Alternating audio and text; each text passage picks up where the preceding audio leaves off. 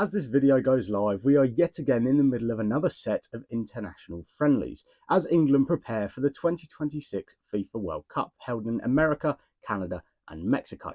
And one thing is for certain, over recent years England have been knocking on the door for international success. 2 European Championship finals and 1 World Cup semi-final in 2018 mean that England are one of the best international football teams, but they can't quite get the job done.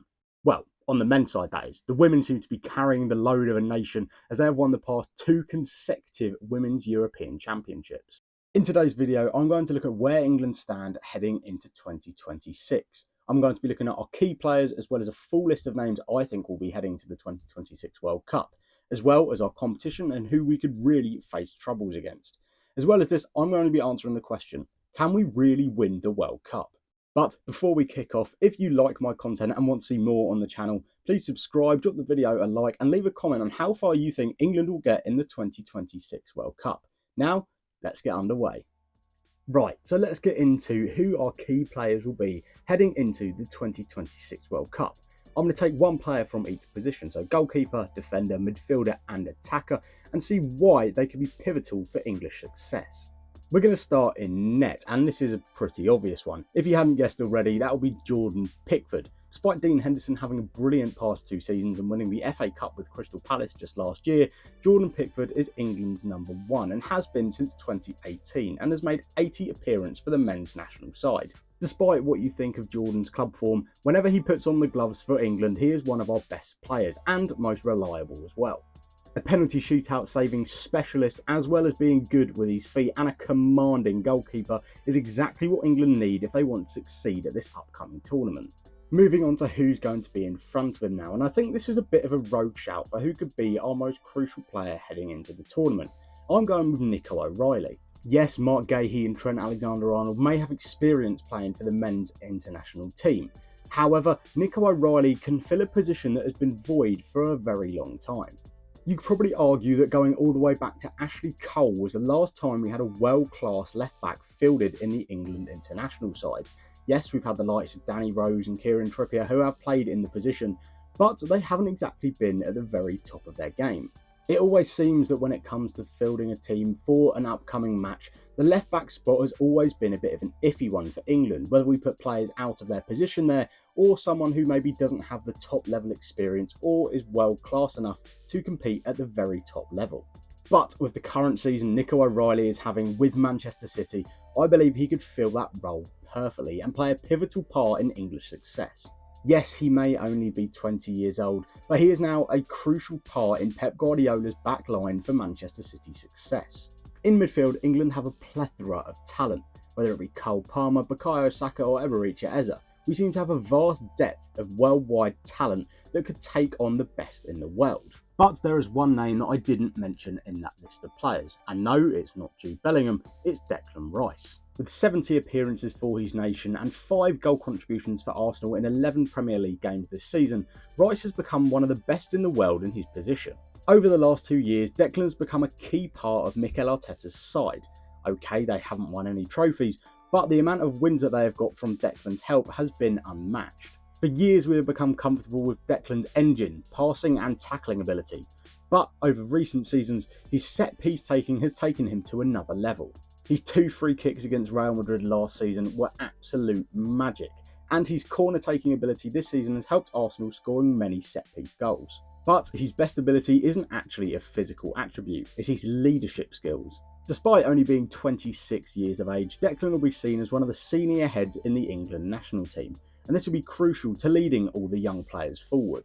Over recent seasons, Declan has become a great Premier League asset, but this year he seems to have taken it to another level and has developed into one of the best in the world in his position. But another player who's the best in the world in his position is Harry Kane. Harry is undoubtedly the key part of the England national team, being the record England goalscorer and being on fire for Bayern Munich this season means that hopefully heading into the 2026 World Cup he will be in perfect form to lead us to World Cup glory. In both Europe and Bundesliga competition this season, Bayern Munich have been untouchable, and Harry Kane is playing a crucial role in that. In the league alone, he has 16 goal contributions in just 10 games. Outside of the Bundesliga, he has 14 goal contributions in 12 games. He is truly hitting his best form just before the World Cup.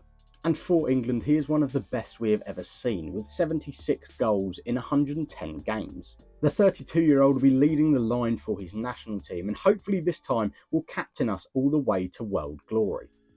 So, we've just looked at some key players who I think play a pivotal role in English success. But let's look at the 26-man squad who I think Thomas Tuchel should take. In this section, I am going to try and leave my Brighton biases aside, but there will be some names that you may not agree with, so leave any comments below and if you think I've made any wrong decisions. So let's start off in net, and there's one very clear option who I've already spoken about, that being Jordan Pickford. But who will be second and third to the man in goal? One thing that makes Jordan Pickford so valuable to the England national team is that he's not just skilled in goal, it's that he has experience too. This is brilliant for Thomas Tuchel, as it means that he doesn't have to bring older goalkeepers to help out young goalkeepers in the training camps. Therefore, I think we can go for two great backup options, the first one being Dean Henderson. And, as much as it pains me to say it, Dean has been fantastic since joining Crystal Palace. He made 5 clean sheets in 11 Premier League games this season and helped Palace win the FA Cup just last year. The 28-year-old has appeared for England 3 times previously, but if Jordan Pickford for any reason doesn't go to the World Cup or gets injured, I think Dean will fill his gloves rather well. And as our second backup, I think we should go with someone with a bit more youthfulness on their side, someone who I think will one day be England's number 1.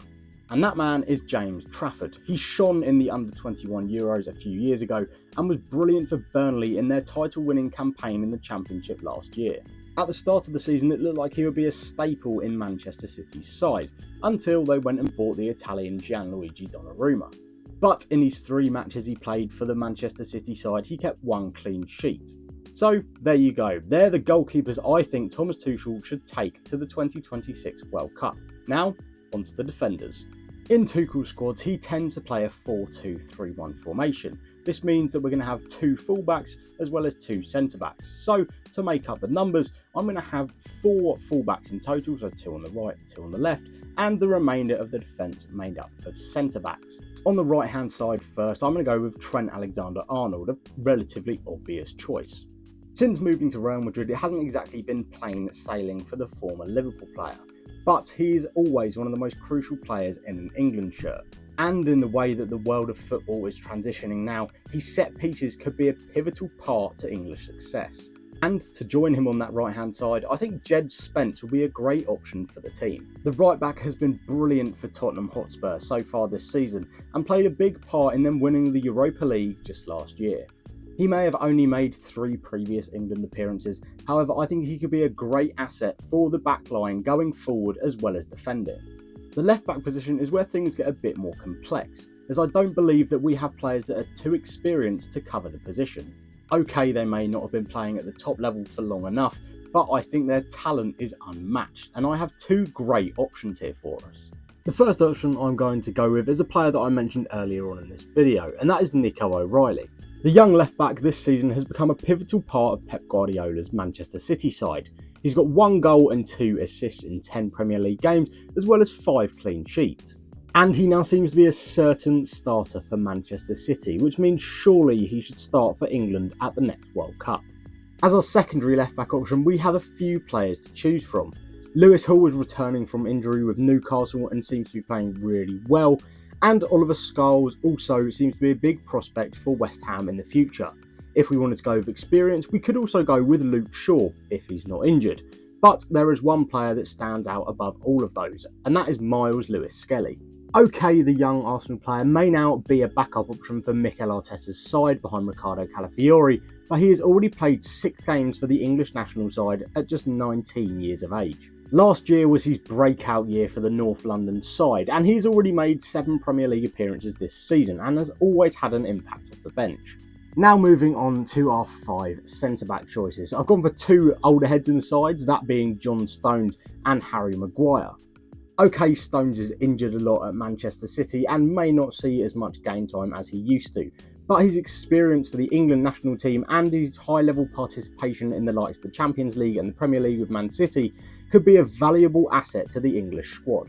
And big slabhead Harry Maguire is a great option for the English national team. He always seems to perform incredibly whenever he pulls on the shirt.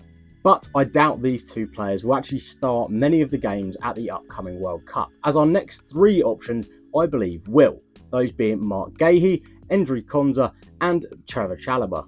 First, let's speak about Mark Gahey. Okay, he's been injured for this season, but he is a great player and one of England's best centre-backs available when he's fit, obviously. And again, as much as it pains me to say it, he has been brilliant ever since signing for Crystal Palace. Aston Villa started the 25-26 Premier League season very poorly, it has to be said. But in recent weeks, they have been back to their best, and Endry Konza at the back for them is a huge part of that. In the 10 Premier League games he's played for the Villains this season, he has kept 4 clean sheets. And we can't forget he's also played 16 games for the English national side before. And with our final centre-back, it once again pains me to say he had a great stint at Crystal Palace last season. But he is now back at Chelsea and is performing brilliantly under Enzo Maresca. With 5 clean sheets and 2 goals in the Premier League this season for Chelsea, Trevor Chalobah is becoming one of the best English centre-backs in the Premier League. Okay, he makes a few errors here and there, but they're only human. They're not going to be doing everything perfectly. So far, I think we have a pretty solid back line. Okay, it may not be as good as France's back line, but it still is probably better than most of the teams heading to the World Cup. But if our defence does struggle, we're going to need some solid defensive midfielders in front of them. So let's take a look at who I've picked. Here I've gone for 3 options. One with experience, one with youth, and one who is the best in the world, probably in his position right now. So let's go with experience first, and this is going to annoy everyone, even myself, but I think Jordan Henderson will be a very valuable asset to the England side coming into the World Cup. His leadership skills and experience have shone at Brentford so far this season, and he is coming back to his best form after stints in Saudi as well as the Netherlands. And although a lot of people will be annoyed by this choice, I think it will be a very sensible option to bring him along to the World Cup, even if it means he doesn't get any minutes. And onto our next player, we're going to go with youth, and that is going to be Adam Wharton. And yes, it is so painful to say that we're going to have 3 Crystal Palace players in this England squad. Since joining the Eagles from Blackburn, Adam Wharton has been one of the best defensive midfielders in the Premier League. He's helped Palace win the FA Cup just last season, and his price tag has now gone through the roof. In years to come, there is no doubt in my mind that he will be a staple of the English side that will lead to success. And onto our final defensive midfielder now. He may not play there as often as he used to, as he's moved more up the pitch, but I've already spoken about him in this video and how he is one of the best in the world in his position, that being Declan Rice. So I won't go into Declan too much as I've already spoken about him and praised him heavily, but having him and Adam Wharton possibly as our 2 defensive midfielders will be incredible for our English national side. And sitting in front of them I have a further 4 options, those being Cole Palmer, Morgan Rogers, Elliot Anderson and Jude Bellingham. Firstly, let's look at Elliot Anderson, as he can kind of play a defensive and an attacking role both at the same time, which could be crucial to the depth of this England squad. He signed to Nottingham Forest from Newcastle at the start of last season, and helped Forest manage to compete in Europe for this year. And despite Forest not hitting the form that they hit last season just yet this year, Elliot Anderson seems to be one of their best and most reliable players. In 11 Premier League games this year, the 23-year-old has scored 1 goal and got 1 assist. And he's already played 4 games for England before, so it would be a pretty good choice to have him in the squad. Next, onto Morgan Rogers. Now, Aston Villa once again started the season a bit slowly, but have recently picked up form. And Morgan Rogers is playing a crucial part in that success. He's got 1 goal and 2 assists so far for the Villains this season, and, similar with Anderson, played a pivotal role in helping them qualify for Europe last season. And the 23-year-old has also played 10 times for England, and has already scored a goal for his nation. Now onto one of Morgan's best mates, that being Cole Palmer. This is probably one of the most obvious choices I could make. Okay, he's not been great this season, but that is due to injury. Even still, he has 1 goal in 3 Premier League games. But it's last season where Cole Palmer broke onto the scene. He helped Chelsea win the UEFA Conference League as well as the Club World Cup. Individually, he picked up the PFA Player of the Year as well. From attacking midfield in the league just last season, he managed to pick up 24 goal contributions in 37 appearances. Moving from one of the world's best to another, now let's speak about Jude Bellingham. He signed for Real Madrid from Borussia Dortmund just 2 seasons ago, and he is now one of the main players for the Real Madrid side. He played a massive hand in them winning the Champions League just last season, and despite injury troubles as of late, he has still managed 3 goal contributions in 8 games in La Liga. So we've got our goalkeepers, our defenders, our midfielders, but who is going to be scoring all of the goals? Well, I mean, the answer to that is quite obvious, but let's speak about the players that we're playing around him. So, out on the wings, I've given us 5 options, those being Foden, Saka, Gordon, Rashford and Eze. Let's speak about Phil Foden first. He's one of the most talented players England has seen in a very long time, but unfortunately for the young Manchester City star, he has struggled both on and off the pitch over the past 2 seasons. But as of late, he does seem to be back to his best, and he's playing football with a smile on his face, which is great to see. He's got 2 goal contributions in 9 Premier League games so far this season, and we've also seen Phil in an England shirt before, 45 times, and he's also scored 4 goals. Next up we have Bukayo Saka, basically the man who turned around Arsenal's fortunes. Again, he is another player who has suffered massively with injuries over the past 3 seasons, but he always seems to do well when he's fully fit. He has scored 5 goals across the Premier League and Champions League this season, and it seems to be the year where he'll help Arsenal finally get some silverware. From a wide position, his goal output is incredible and has contributed to 22 goals in 46 appearances for the England national team. On to our next player, and okay, Anthony Gordon hasn't hit the heights he has of previous seasons, whether that be due to red card absences or, as recently, injuries. On his day, he is one of the most dangerous left wingers in the Premier League. His pace is electrifying and the ability to cut in on his right foot is astonishing.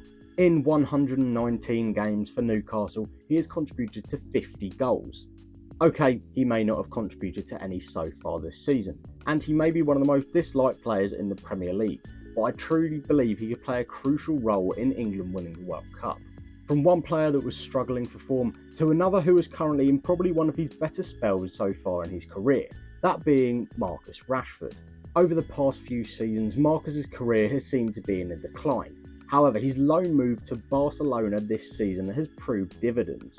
Across all competitions this season, Marcus already has 6 goals and 9 assists in 16 games.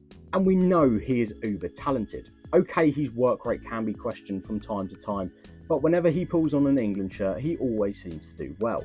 On to our final wide player now, that being Eberechi Eze. At the start of the season, it looked like he was going to struggle to fit into the Arsenal system after a move from Crystal Palace. However, as of late, he is one of their best players. His creativity and flair through the middle of the pitch as well as on the wings has meant that he's managed to get 3 goal contributions in 10 games for the Gunners so far in the Premier League this season. For years, he was one of Crystal Palace's shining lights and helped them win the FA Cup just last season.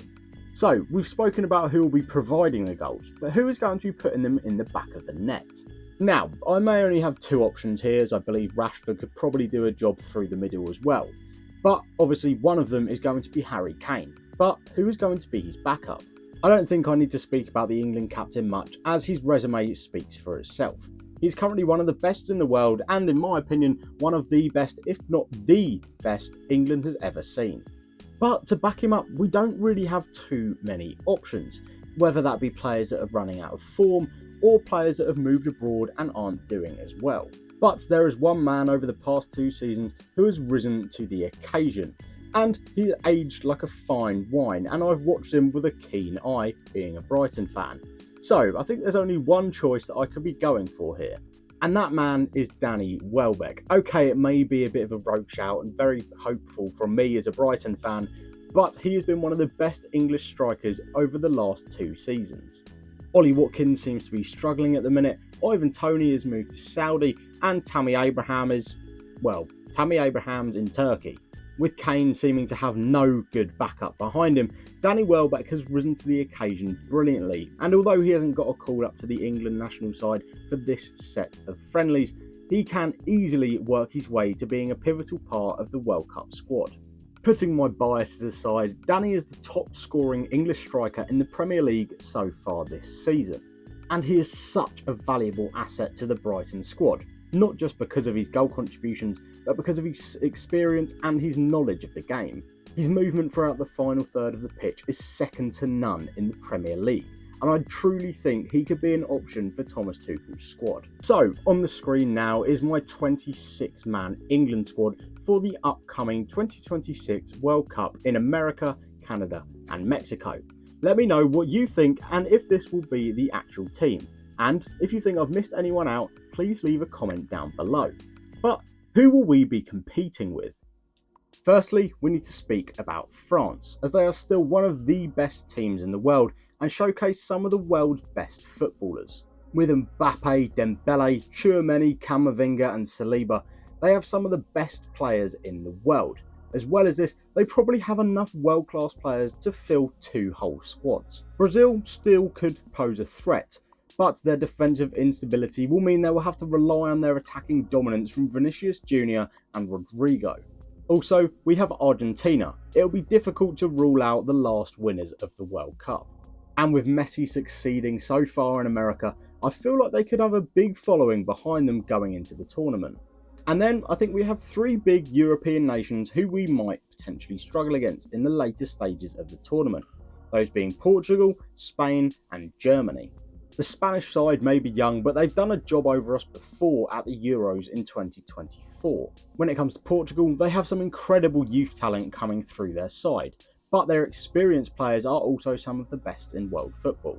And when it comes to Germany, well, England always struggle against the Germans. But I think if you look at our talent on paper, we have some of the world's best, and there is no reason to think that we shouldn't be able to beat these sides. So, do we have what it takes to win the 2026 World Cup? Well, the biggest change going into the tournament is that we have a new manager, that being Thomas Tuchel. This will be the first tournament in 10 years that we have gone into one without Gareth Southgate as the national team manager. At first, Thomas Tuchel's appointment seemed to be an exciting one. He said he wanted to be here for a good time, not a long time, ultimately meaning he wanted to win the World Cup with England. His resume speaks for itself as well, as he won the Champions League with Chelsea. But that excitement was soon put to rest, as his start to his reign as England manager hasn't exactly been promising. The results have been mixed, and the team look a bit uncertain in attacking positions. So, can Thomas sort this out before the big tournament? As of late, it seems like Thomas is still trying to find his way with this England national side.